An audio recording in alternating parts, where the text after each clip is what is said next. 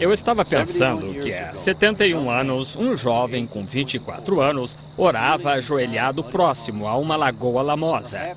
Talvez tenha passado a noite orando. Agora, voltado para o leste, estava ao raiar de um novo dia. Esse era William Marion Branham. E ao raiar um novo dia, naquela manhã de 1933, raiava um novo dia para o povo de Deus, pois Deus enviara seu mensageiro. Como Jesus andara com seus seguidores nas praias da Galiléia 2000 anos atrás, também nós andamos com Deus em nosso dia.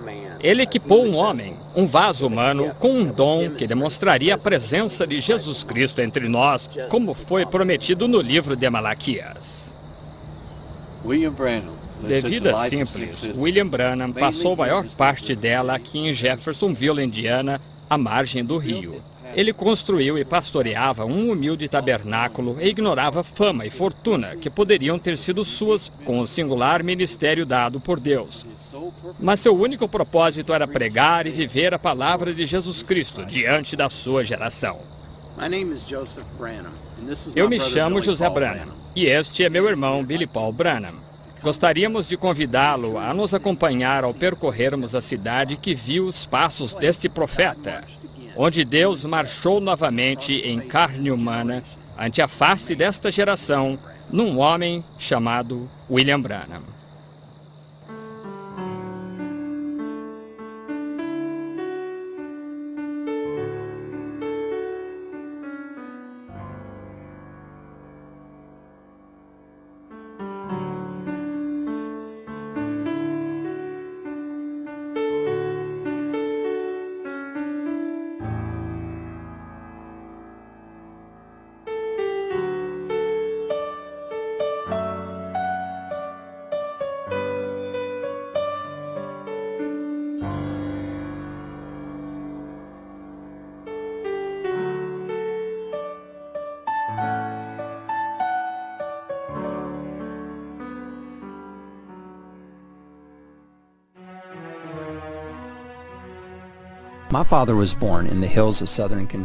Meu pai nasceu nas colinas do sul do estado de Kentucky, a 19 quilômetros do estado do Tennessee.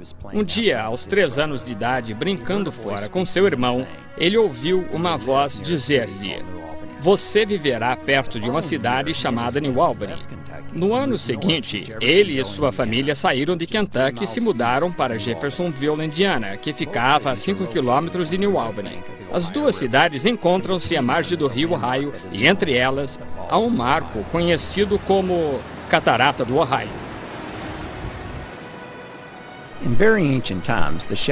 Outrora, a rasa correnteza da catarata era passagem para rebanhos que migravam até os saleiros em Kentucky. Mas nos primórdios de nossa nação, a catarata apresentava uma barreira à navegação aos exploradores e colonizadores que quisessem seguir a oeste pelo rio Ohio. Eventualmente se tornou parada natural aos viajantes. Atualmente, Jeffersonville, localizada numa península que se projeta logo acima da catarata, novamente se tornou parada para viajantes de todo o mundo. Eles vêm fazer o que nós faremos hoje, visitando locais em e vizinhos a esta comunidade que viu os passos do profeta de Deus.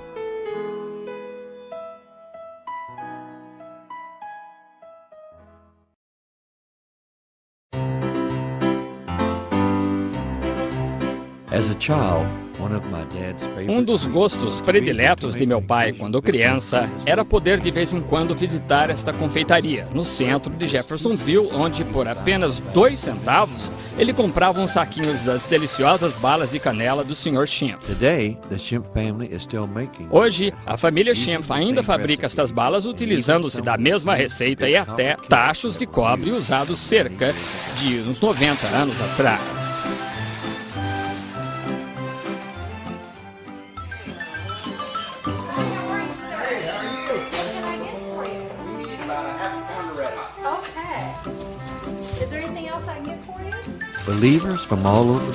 Crentes de todo o mundo visitam esta pequena confeitaria, da qual papai falava com carinho.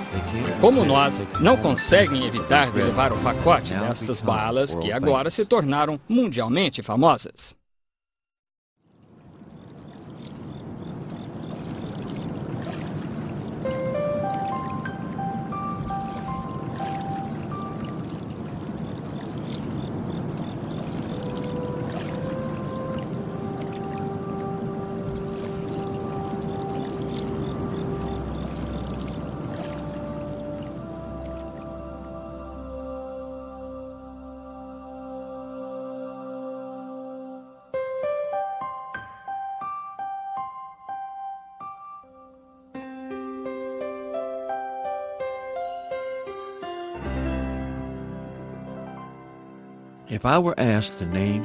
Se me pedissem para citar alguns dos mais notáveis marcos da vida de William Branham, creio que o fenômeno ocorrido neste mesmo lugar aqui, com certeza estaria em primeiro lugar.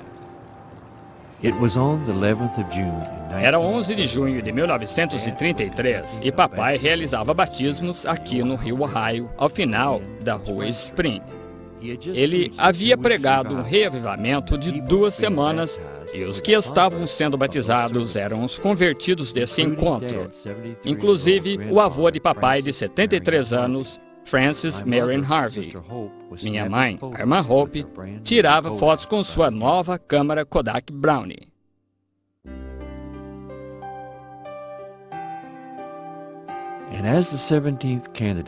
E ao se aproximar o 17º candidato ao batismo de onde papai se encontrava, subitamente uma luz, semelhante a uma estrela, apareceu e pairou sobre o local onde ele batizava. Uma área de 1,5 m² de repente começou a se agitar, e uma voz falou dizendo: como João Batista foi enviado para precursar a primeira vinda de Cristo, você precursará a sua segunda vinda.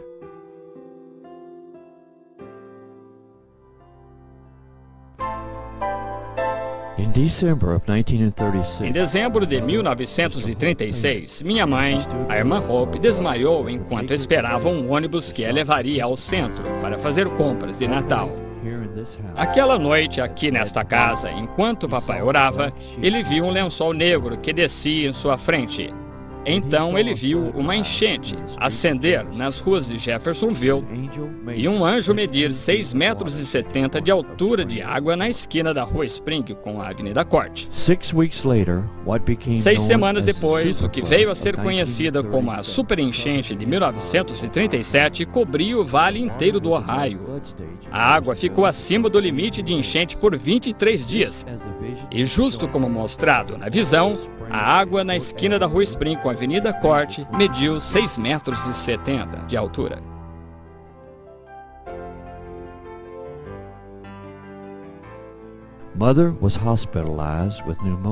Mamãe foi internada com pneumonia e papai passava todo dia em seu pequeno barco auxiliando as equipes de resgate que patrulhavam as áreas inundadas, buscando sobreviventes e trazendo-os à segurança.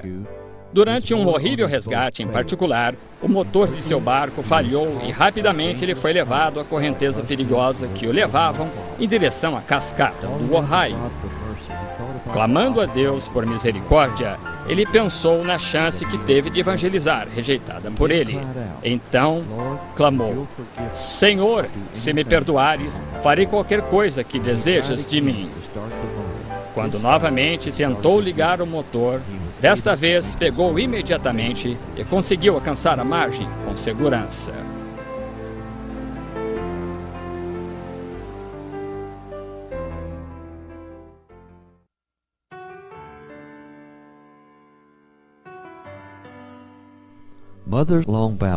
A longa luta de mamãe com pneumonia enfraqueceu severamente seus pulmões e, dentro de meses, tuberculose havia tomado conta de seu corpo. Ela faleceu às 11h10 da noite, quarta-feira, em 21 de julho, no Hospital Memorial da Comarca de Clark. Ela tinha apenas 24 anos. Seu funeral foi feito no sábado, 24 de julho.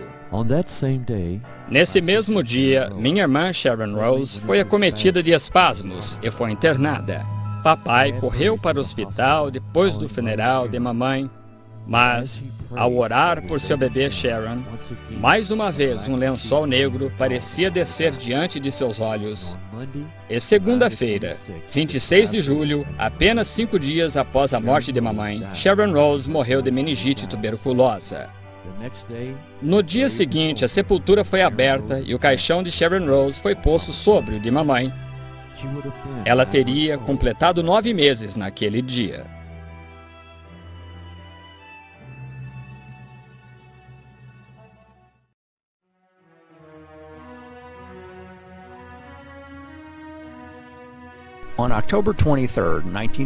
Em 23 de outubro de 1941, William Branham e Meda Marie Broy se casaram. O lar deles ficava do outro lado da rua do Tabernáculo Branham. Quase todos da congregação eram pobres e mal conseguiam se manter. Por isso, papai continuou a trabalhar para a Companhia de Energia de Indiana para manter a família. Vezes ele andava 48 quilômetros por dia patrulhando a rede, procurando isoladores quebrados. Certa tarde, na primavera de 1946, um redemoinho jogou o papai na parede desta casa. Ele disse à mamãe que deveria saber de vez o que eram essas ocorrências e que ele iria para a mata. Prestes a sair para Greens Mill, onde a miúdo ia orar, ele disse: "Não voltarei para casa até que Deus me fale."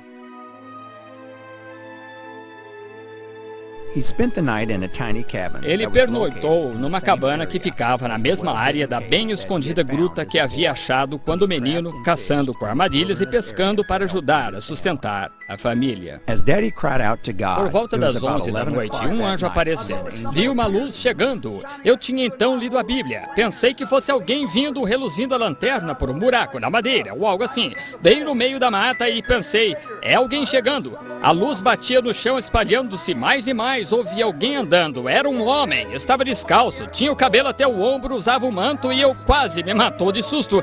Ele disse: "Não temas, fui enviado da presença do Senhor Deus para dizer que sua vida peculiar, não tente se afastar dessas coisas. É o seu chamado e Deus te enviará a lugares em todo o mundo para orar pelos enfermos e se conseguires que o povo creia e for sincero, nada fará frente à oração."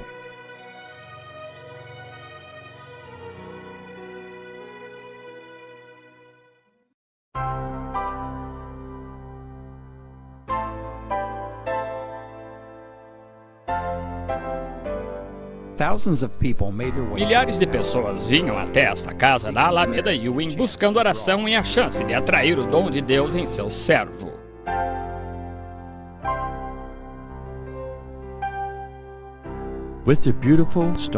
Com a bela ênfase das pedras venezianas verde escuro contrastando com a parede branca, a casa de 120 metros quadrados parecia um palácio para mamãe e papai. Mudamos no dia do 7º aniversário de casamento deles, 23 de outubro de 1948. Foi por esta entrada de pedra que a mãe Gambá entrou em 1955. Mancando foi ela pela entrada ainda não pavimentada e deitou-se à frente da casa, esperando a oração. Moro aqui com minha família desde que mamãe se foi em 1981.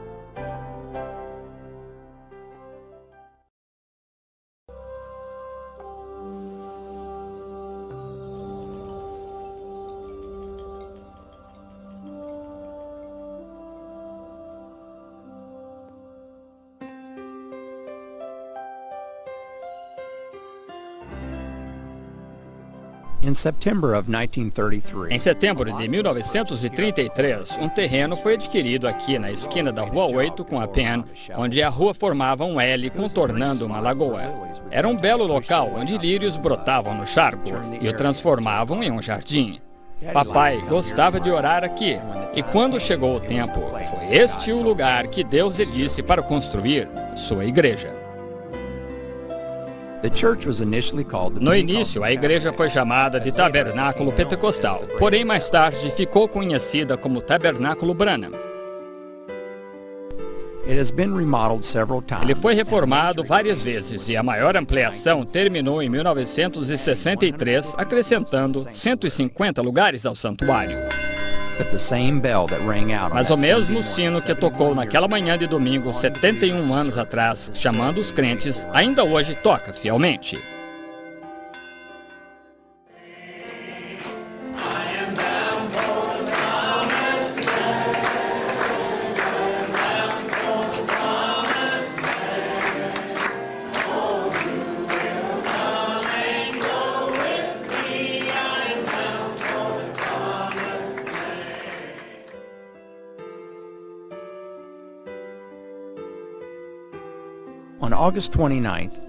Em 29 de agosto de 1965, papai pregou pela última vez no tabernáculo. Sua mensagem foi intitulada O Éden de Satanás. Antes do hino de encerramento e oração, ele disse estas palavras: a única coisa que sei dizer-lhes é que creio nesta Bíblia de todo o coração, se conheço meu coração como sendo a palavra de Deus perfeita e inadulterada.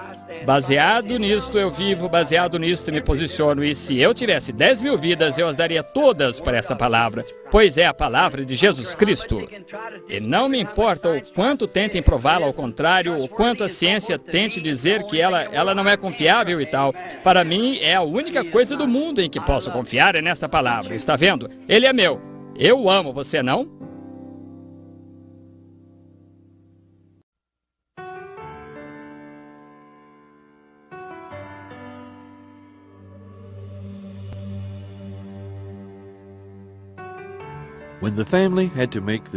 Quando a família teve de decidir onde sepultar papai, o cemitério Eastern foi escolhido, primeiramente por ficar apenas a um quarteirão do tabernáculo.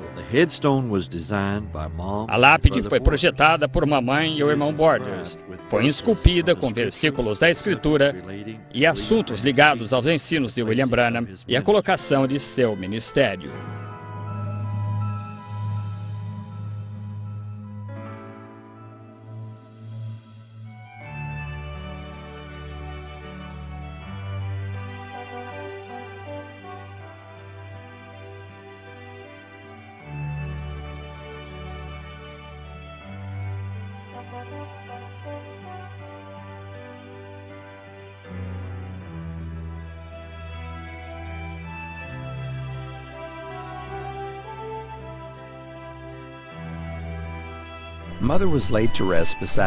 Mamãe foi sepultada ao lado de papai em maio de 1981.